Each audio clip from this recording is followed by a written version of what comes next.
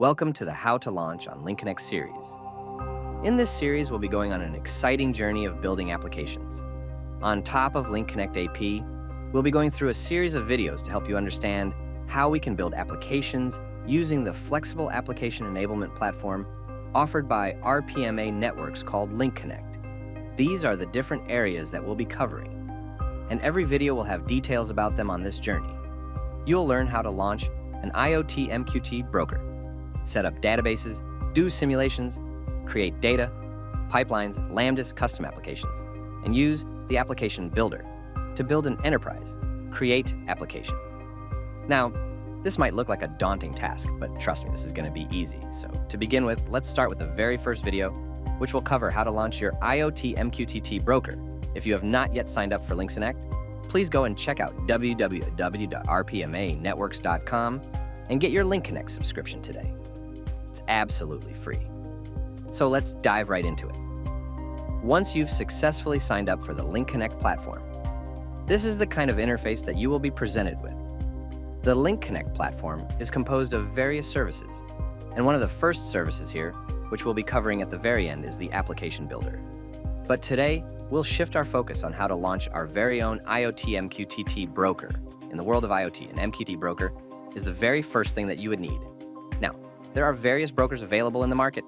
Those are Vern MQ, EMQ, TT, Hive, MQ. Some are paid, some are free, and some are open source.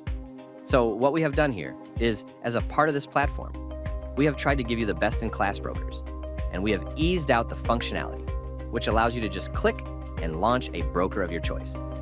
So, let's start with the very first part of the video, how to launch your own IT MQTT broker. Here on the left side of the screen, we'll click the Cluster Manager and head to the Managed Services section. In the Managed Services section, under the category dropdown, we'll look for Streaming. The moment we click on Streaming, these are the different options available, and today we would be covering Vern MQ, because that's my personal favorite.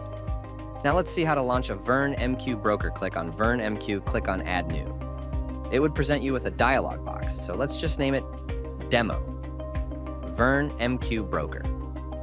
Now these are the available resource types. So I would like it to be a small resource type and not a hefty system. I would just like it to be 1 CPU and 1 gig of memory. So I'll pick the option of case small.